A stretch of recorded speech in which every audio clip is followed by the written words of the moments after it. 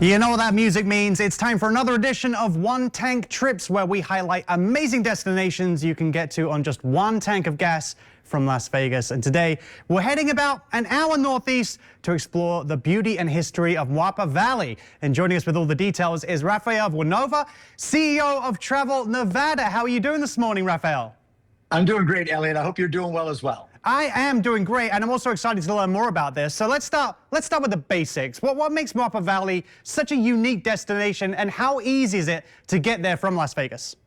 You know, it's such a beautiful place that many people, I think, in Southern Nevada and in Las Vegas, because technically it is in Southern Nevada, have no clue it exists. Sometimes when they get on the I-15, they start heading towards Utah, they're past Mesquite. But before getting to Mesquite and taking exit 93, you can get to Moapa Valley, which is an area with several communities. There's Logandale, there is there's Glendale and Overton.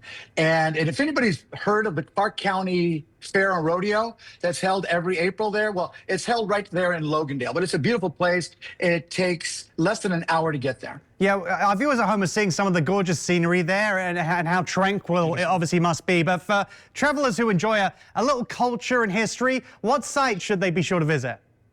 You know, one of the things I always tell everybody, if you can get out there, go visit the Lost City Museum. The Lost City Museum is such a beautiful place and very unique. It gives you an idea of, first of all, it's a museum that's run by the state of Nevada.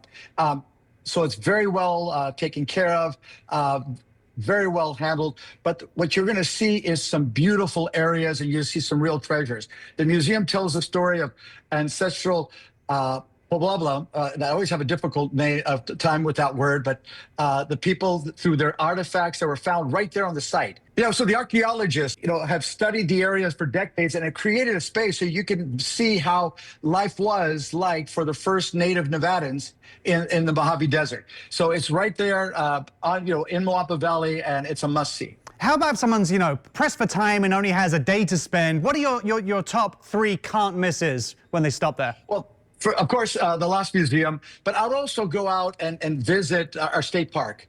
The Valley of Fire is quite stunning. We see these beautiful pictures.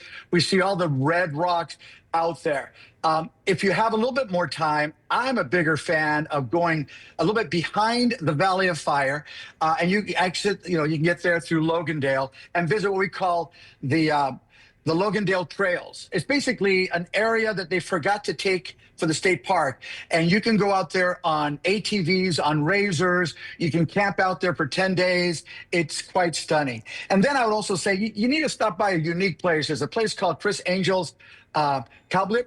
And the blip stands for basically breakfast, lunch, and pizza. It's a very unique stuff. So, you hit those three areas, you're going to have a great time, and it'll take a good part of your day. Yeah, with all that food in your belly, you're probably going to want to work it off and burn some energy. So obviously the area is known for some amazing scenery. What outdoor adventures can people experience nearby?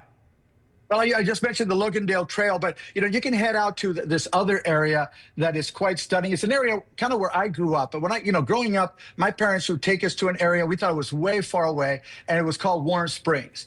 And now a lot of that area has been taken over. The Southern Nevada Water District manages the Warm Springs natural area, but it's also adjacent to a great space called the Moapa Valley National Wildlife Refuge. And it's not open all the time, but you can do great trails and walk there. But, it's an area that was taken over by the